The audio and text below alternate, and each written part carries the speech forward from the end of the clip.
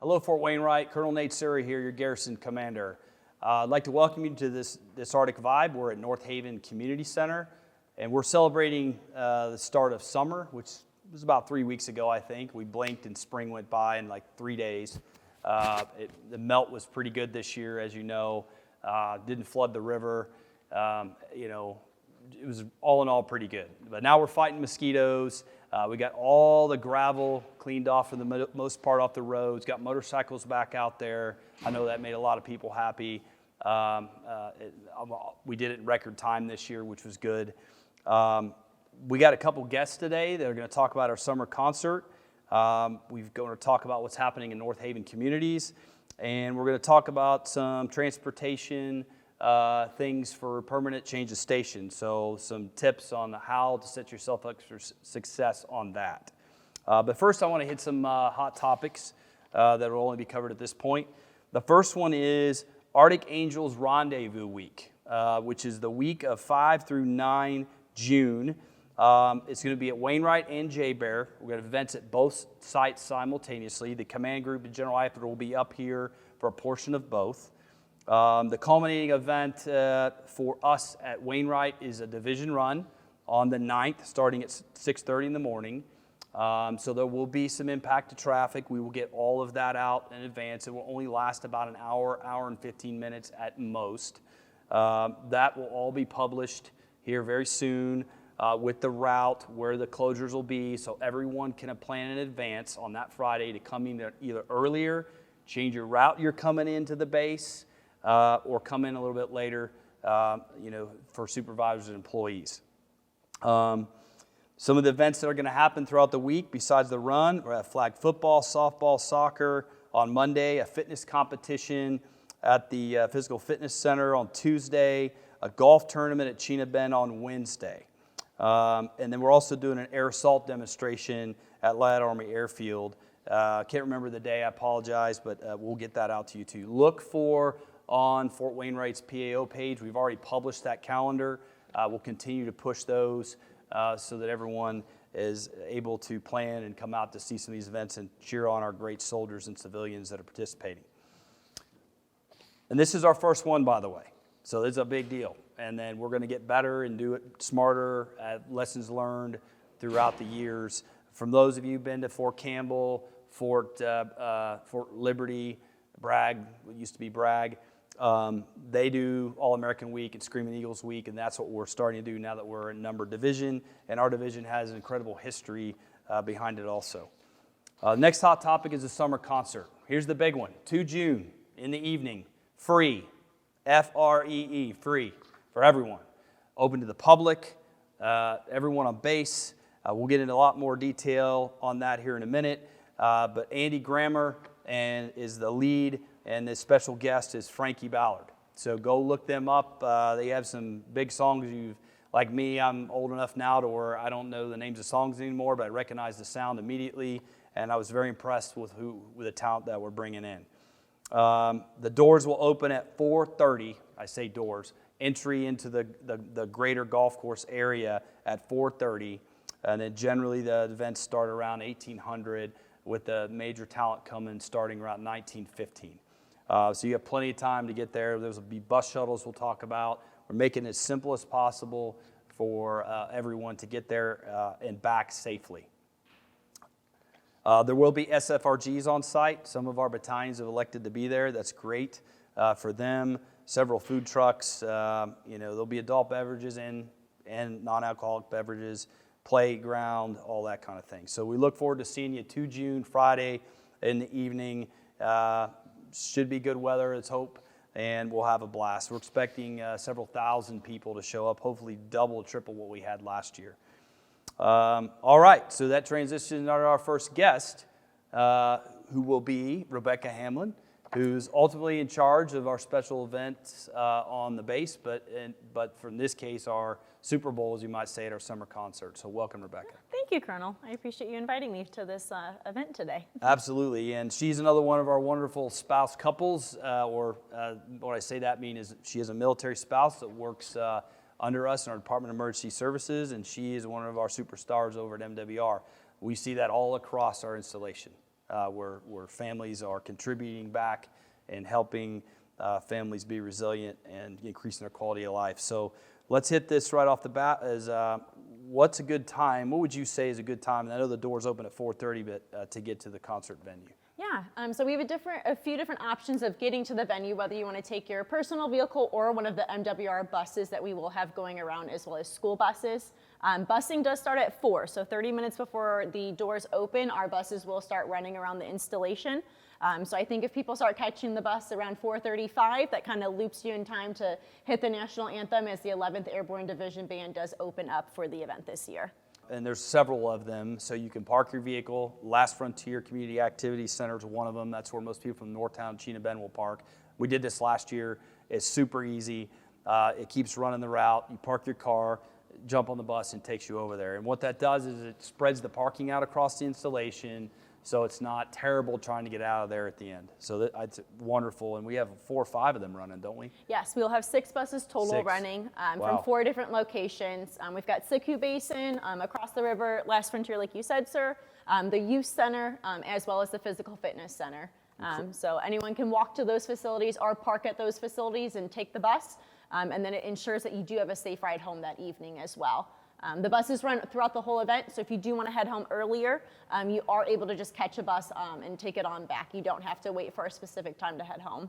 If you live off post, how would you get to the concert? Yep, so if you do live off the installation or you want to drive your own personal vehicle, the only way to get to the concert will be through Montgomery Gate, which was formerly known as Badger Gate. So starting at 1:30 p.m., we will have a lot of road closures around the Montgomery Gate and the golf course area. So we have pushed it out on our MWR Facebook page and the PAO Facebook page, so just be sure to look for those road closures. But the best way to get there is through Montgomery Gate. They will take you to the parking lot, which is on the airfield this year, and then you'll be able to walk across the street to get to the concert venue. Yep, that's a great point. And just so everyone's tracking, you will be able to exit Montgomery Gate if Yes. you're working on post, but you just have to take Old Badger to get to it. Yep. It's exit only in that case. If you come into Montgomery Gate, roughly that time, I think they started around, I'll misquote this, but somewhere around 2:33, where it's when you come in Montgomery Gate, you have one place to go, and that is to the airport parking, the airfield parking for the concert. Otherwise, if you want to come on the post for any other reason, you had to go through Trainer and Main Gate, and Trainer will be open longer to facilitate. That is for the safety of our public. It's across the board. It's a great concept that we do.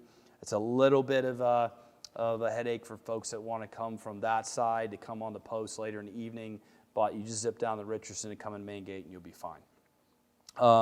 Next one, will Soldiers Against Drunk Driving, our 2 SAD vans, be available that day? They are. They will have special hours that day, so once the concert venue opens at 4:30, our SAD vans will be there to take anyone home for the entire night. So they will run the whole night of the concert. Their vans will be located outside the event entrance area. However, they do have a table inside the venue, so you're welcome to stop by, catch a ride home with them. They can take you home on or off the installation. You just have to be a DoD ID card holder. That's right. So again, another contingency plan, or you could use it as your plan.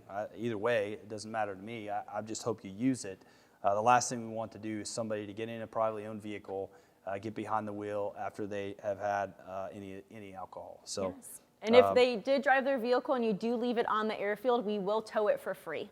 We tow it back to the main golf course parking lot that evening for you to pick up the next day. Yeah, yet another thing that we're going above and beyond on, right? So you're not going to be charged for it. We just have to get it off the airfield. It'll just go across the street that evening. It'll be sitting in the golf course parking lot. Hopefully that's like the third contingency. But yeah, I mean, again, trying to do everything we can to help make it a safe event, because we understand that there's going to be cases where, you know what, I decided to drink, my plan isn't right, and this is what we're going to do. So incredible that you are doing that. Will there be children? What will there be for children to do at the event? We'll have a whole Playland area this year.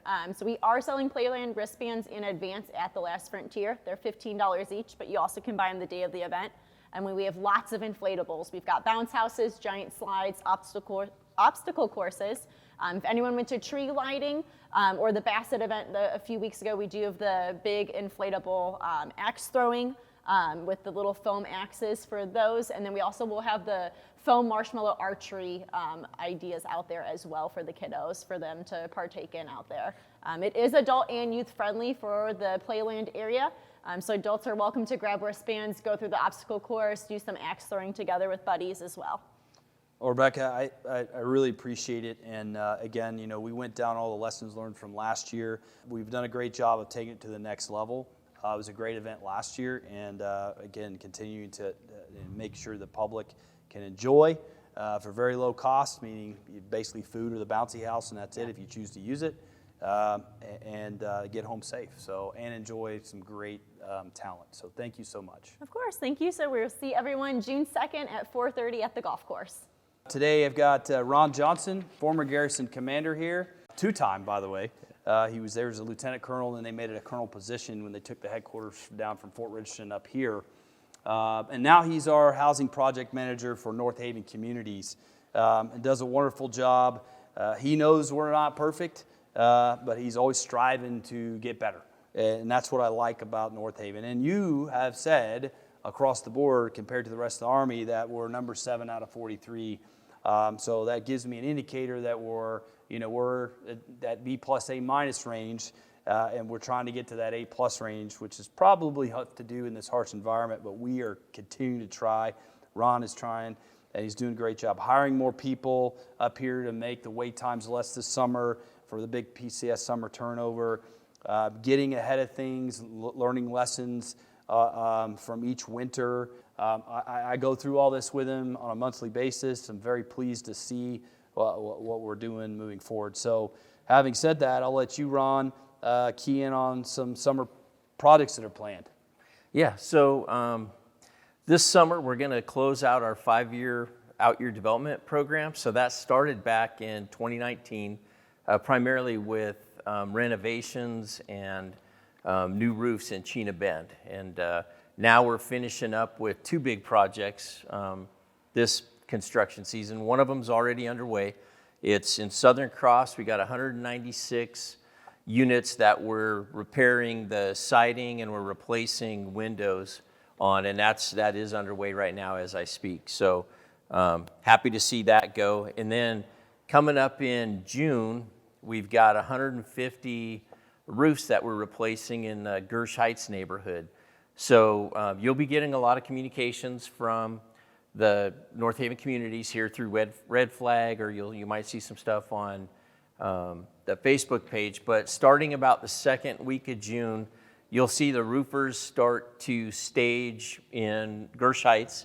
And then by the 19th, you should have people working to replace roofs. So they'll basically going from June probably till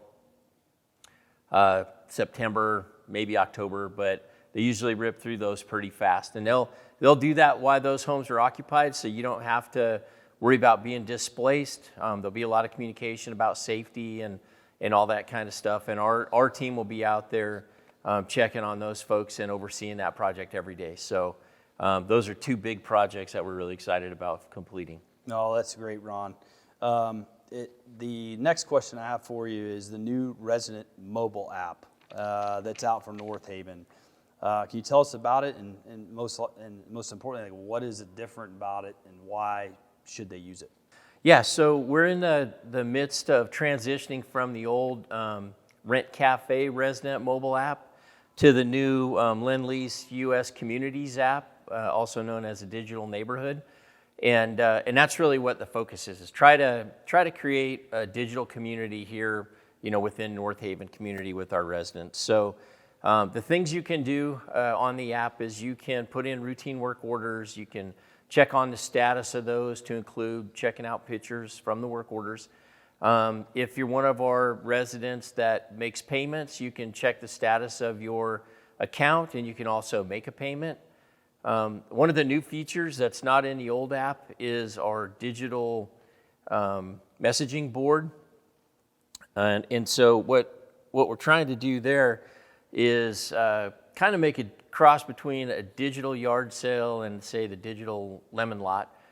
this digital billboard. It allows you to post things to your other neighbors if you want to sell things. You can go on there. And the other thing you can do is you can contact your resident advisory board members, and we'll talk a little bit, I think, about the RAB coming forward. But if there's things in your neighborhood that you observe, community standards or some of the services we provide, or any issues that you have or good things you want to point out, you can contact your RAB members through that new resident app. So that's really the focus of it. If you already have it, if you have the old app, you can download the new one from the old app. And then once you do that, please delete the old app. Or you can just, if you have questions, you can call the community center at 356-7000, and they can walk you through how to do that. And this goes right into the next comment, which is the resident advisory board. It's very important to understand what they do and what they do not do. So consider it, the resident advisory board is like a mayor or unofficial mayor of the neighborhood. And the reason I say that, it's not really the mayor, but you can kind of call them that. But they are the inject directly to me and Mr. Johnson. We meet once a month. They can talk to me anytime, and some of them do reach out to me more often and say, hey, we have a problem. They're looking at bigger issues. For example, the Siku Basin walk path that goes to the schools.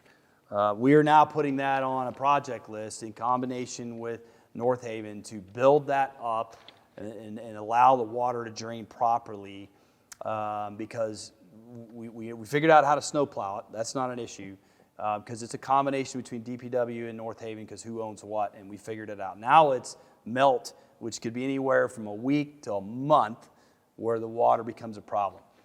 That problem was brought to us by the RAB. And I think so much for that because it really made me understand. Of course, I get on the ground and go look at it with my sergeant major and Ron, and we go, holy cow, this isn't good. So that's just one example. Speeding on certain streets. We put our DES in areas where we find out that it is repetitious. Right now, I think we only have 3. That's correct. And we need roughly, do we need 7, 8? Yeah, what we'd like to do is have one for each neighborhood. That'd be 10, right? It'd be 10, and Right. if we had 7, that would be amazing. Yeah. We've had 6 before. If we had 7, that would be great. Hopefully we can recruit a few of you to raise your hand for those neighborhoods. Right now we have Chena Bend, Siku, and what's the third one? Taku Gardens. Taku Gardens. So we need Tanana Trails. Yeah, in that area. Tanana Trails. So she covers that on both, right? Yeah, So Jamie Paul. we need them for everything else. So Denali, Southern Cross. Northern Lights. Northern Lights. Gersh. All those. Yep. So if you want to be one of them, please raise your hand. I think Chena's changing out. Northtown. Yeah, Silvio Pellegrini is the RAB member for Northtown Chena Bend, and he's PCS in the summer, so we're in desperate need. Yeah, all 3 of our current RAB members are invaluable. I appreciate them. They do a great job.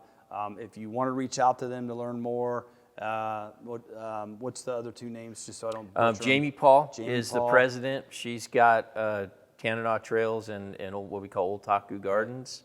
And Jennifer Putnam has Siku Basin. Yeah. That's right.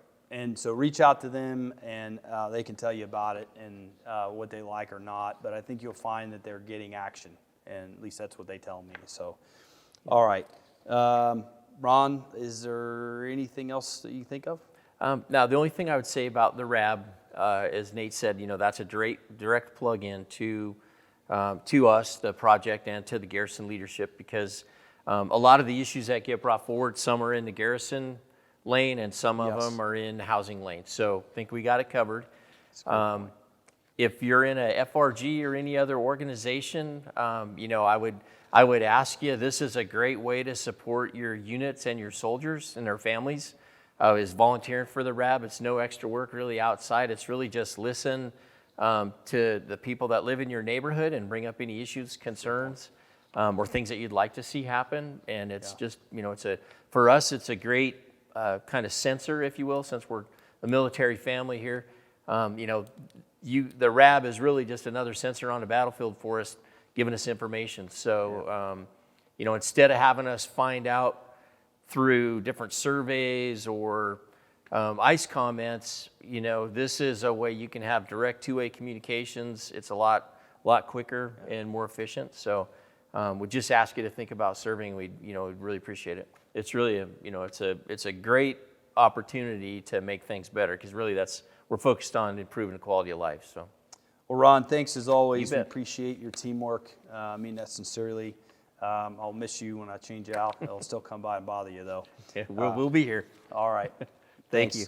So next, enjoy this video from Bassett Army Community Hospital. Hi, I'm Sherry Petrie, the new Patient Experience Officer at Bassett Army Community Hospital. This position was formerly known as the Patient Advocate. The change in name is changing the focus to encompass the whole patient experience. I will, of course, be advocating for patients by assisting them navigate our healthcare system, but more importantly, I think I will be helping to educate patients on available resources, their rights and responsibilities, so they can advocate for themselves. I'm a lifetime Alaskan, a beneficiary, as well as a longtime Bassett employee. I know about the challenges of receiving health care in a remote location and have firsthand experience of not only receiving my health care here, but my family's as well. My goal is to make sure patients feel heard, to communicate reasons behind decisions that have been made, and facilitate communication between patients and their healthcare team when necessary. Patients can find me by coming in the main door and following the circle past the ATM. I'm the first door on the left, or call me at 907-361-5291. I'm excited to be in this new position and help patients have a positive experience with their health care. All right, Fort Wainwright, welcome back. I've got our next guest, Jeff Johnson. He's part of our Logistics Readiness Center here on base, which handles, well, everything logistics, food, transportation, our central issue facility, and many, many other things, all the parts coming, everything else. But Jeff's in charge of transportation, right? That's what I call it at least, but basically movement of your household goods. Did I get that right? Yes, sir. Okay, and so welcome, Jeff. To put a plug into him, I called up here when I was in Washington, D.C., trying to move here 2 years ago. I couldn't get the help I needed down there. Jeff didn't know who I was. I called up and just said, hey, I need help. He figured out who I was eventually, but in the beginning he didn't, and he was very invitive and showed me immediately that Fort Wainwright is above the majority of the rest of the Army in terms of customer service. And so although undermanned by about 60% right now, Jeff's team is doing everything they can to help out the team. So starting with that, let's just hit this easy question. What is the difference between household goods, HHG, and a personally procured move, PPM, otherwise known as do-it-yourself or DITY? Okay, with a household good move, we will contract a moving company to do everything for you. Come in, pack the house, disassemble items, load into a container, ship to destination, reassemble items, put all the furniture back in the house in the assorted rooms. Basically, everything's contracted by one company to do everything for you. Whereas on a PPM move, it's all up to you as far as packing and moving your own property. You're paid up to, based on the weight that you move, $1.40 a pound or so is the average for moving. Now you can do a combination of that as well. You could have the government move some of your property and you could move the rest yourself as a personally procured move. If you're driving the Alaska highway anyway, you might as well take some property with you, get paid for the weight that you move. But the downfalls of doing a PPM can be that you're paid for the weight that you actually move. So if you rent equipment, you could actually go over the amount you can get paid back. Yeah, that's a great point, is clearly understanding the pros and cons. Just as an example for me, from the very beginning, because I had a good counselor, I have always done a partial DITY move or PPM, personally procured move. Why? Because if I'm driving, I'm going to have my luggage, right, and probably a few other things that are very valuable to me, right, that I don't want chance to get damaged or lost. And so you always do the weigh empty, weigh full on the vehicle. You show those 2 weight tags. There's more you got to do than that, but that's the basics of it. And then they pay you based off. It used to be 95% of what it would cost the government. Is it 100 now? It's now 100% right. of what we pay a contractor to move Yeah. the same That's new. amount of weight. So that is new. Right. And then another thing, a little note about this is that shocked me the first time, but you folks got to hear it because it's true, is you will be taxed on that money. So you get a separate tax form. So like if moving to Alaska with a lot of material, like I think I had around 9,000 I have in my trailer I use, that I've been doing for years. It was a big chunk of chains, and then you see the taxes come right off of that and you go, holy cow. That's why it's important you understand the calculation of, is it certain size, how you're going to do it is important, right? Because you could actually, in theory, if not done right, actually come out behind in some way. True statement? Yes, sir. If you want to do a deep dive on the pros and cons of PPMs and get a little more information, just come see me in the Welcome Center. Yep. Yeah, I highly advise that to all the families that have never done it before. But even if you have, it's always good to get refreshed. That's why when you set up your household goods, we still do it online. We'll talk about that here in a minute, right? Yes, sir. I can't articulate what I'm about ready to say enough. You go online, and I would go see housing first if you're not used to this, but you have to fill out your move request online. We'll get to that in a minute. But here's the point I want to get to. Foot stomp 100 times. Got to go see transportation in person, I would say multiple times, at least twice. One to say, I put it in the system, do you see it? Yes, I've got it, we're working it. And then the second time is, or could be more, but once you think everything is set up, and you've got dates and so forth and so on, just do one last check to make sure that what you think is actually happening. Okay, so here's the next question. Lead times, right? We have finite amount of movers. Right now, what are we looking at for lead times in order to, if you walked in today, said, I need transportation, what's the next time they could get it? We're currently booked about 30 days out. So it is imperative the minute you have those orders in your hand, right off the printer, to come into transportation so we can assist. But yeah, right now it's about 30 days out. There's limited contractor capacity this year. That's what we're fighting with. Well, that's Army-wide. That's DOD-wide, right? And so I think you nailed the point. And so I think that's important. The folks that don't plan, that don't think the way I'm talking about, are the ones that get in trouble. And I've seen it multiple times here. Right? They come in 2 weeks before they're supposed to they want their household goods picked up. That is way too late. 2 to 3 months, really, just to start thinking through things. Now, the big one is you can't schedule them without the orders, correct? Cannot schedule anything without a hard copy order. Right. So if you're having problems getting your orders, using your S1 shops, open door policy if needed, and after you have to go to Military Personnel Division, talk to Joan Wilson there. Their customer service is incredible. They'll help fix this for you and get chain of command involved if needed. And I know you're doing everything you can, but that's great news. Okay, so this next one is the Army will begin transitioning from Defense Personal Property System, DPS, to Global Household Goods Contract. It's a mouthful, GHS. What does that mean, and how will this benefit the soldier? So this is going to benefit the soldier because GHC, the Global Household Good Contract, is a single managed contract. You're going to have one single point of contact that you are going to work with through the entire process.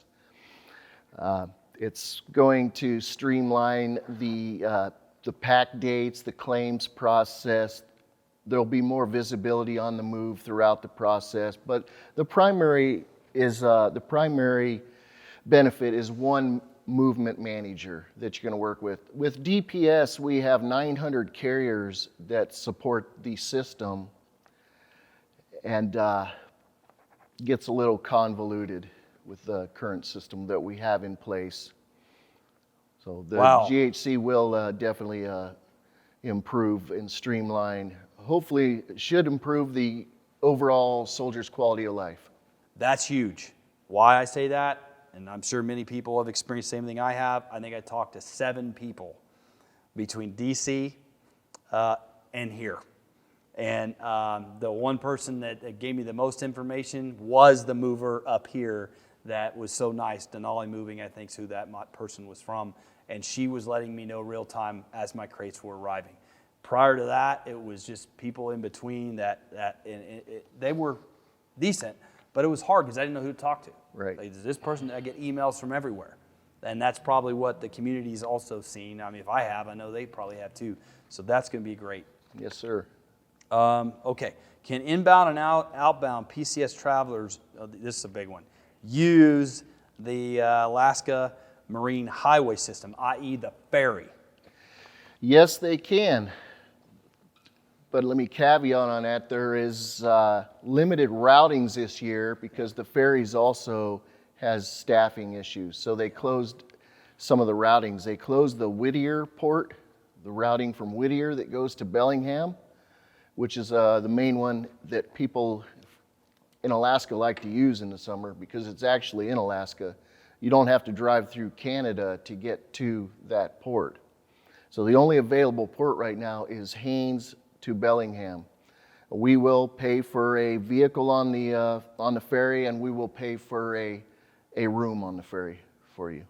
Yeah, so I did that both times I came to Alaska. The first times I went to Haines. The next time, which was 2 years ago, I did Whittier because I was all excited about that. It is absolutely gorgeous driving from Haines to Fairbanks. It is. It's a gorgeous drive, 11, 12 hours, something like that, but it's so scenic the whole way. And I did not realize that they'd shut down Whittier.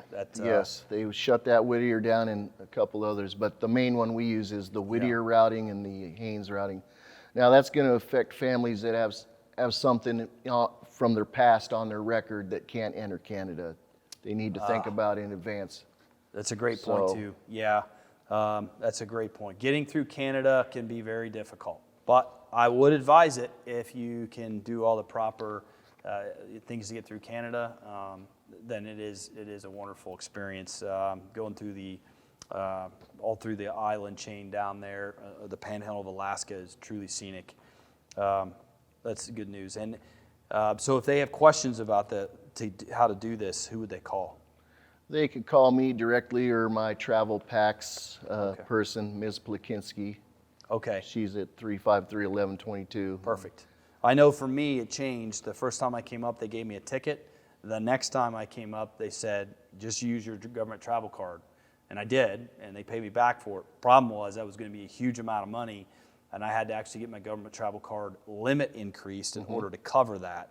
It worked out, but those are just little tidbits that you can help them understand to do that. So, well, great.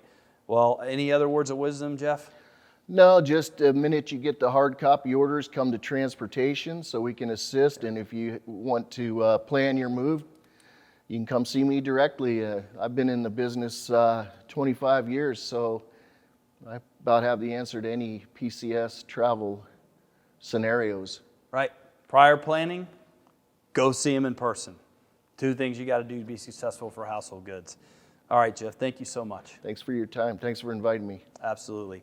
All right, we got several videos coming up next in fire season, wildlife, and golf. Hello, my name's Alan Sprouse. I'm the lead fire prevention officer at Fort Wainwright. Today I wanted to speak with you about outdoor fires and cooking. Remember, it's very important to have defensible space around your ambiance fire or your barbecue. When you're finished, you must make sure those materials are out. If you're on post, remember, come to fire prevention for a permit. Fire prevention is located on North Post at Building 1049. Our normal operating hours are 0700 to 1600. Always use your device for its intended purpose. Follow the manufacturer's recommendations, and remember, only you can prevent fires. So summer is finally here. It seems like it took forever to get here. With the snowpack, it took a long time before it melted, but now that summer is here and you're ready to hit the great outdoors, just remember that there's steps that you can take to make sure that you don't start a wildfire. First of all, you may want to go camping or even just hang out in your backyard or maybe on a sandbar and, you know, with a group of friends and have a campfire.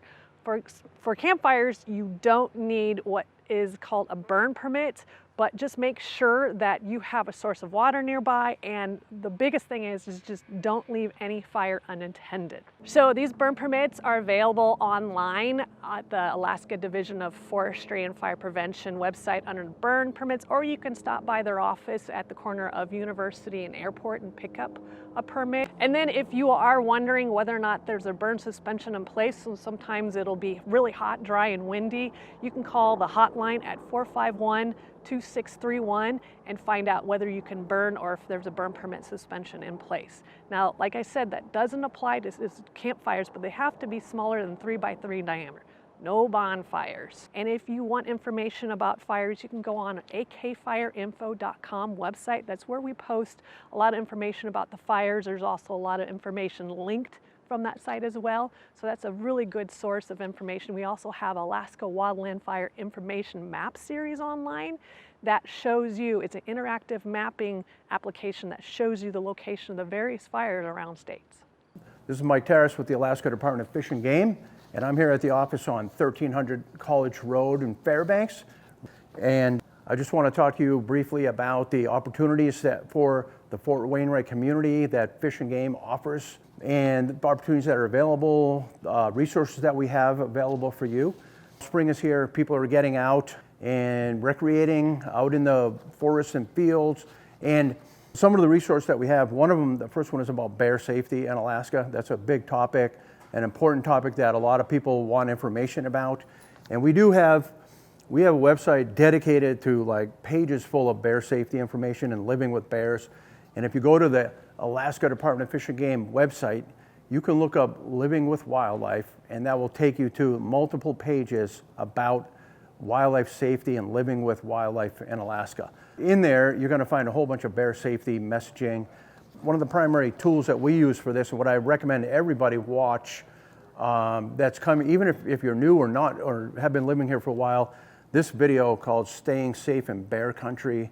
It's our primary video that we recommend to not only the public, but also to our own staff, because this has the best information on here about bear behavior, bear safety. So highly recommended. It's only 30 minutes long. You could come into the office and watch it here, or you can go on YouTube. This video is on YouTube. So highly recommend though to dispel any misconceptions and just learn the factual information about bears and bear safety. The other animal is moose safety. And the same thing, you can go to our Fish and Game web pages and look up Living with Wildlife, and under there's a whole bunch of information about moose, not only how to keep them out of your garden, but also how to live safely with moose and how to stay safe around moose. This is really important because a lot of people aren't aware that moose can be very dangerous.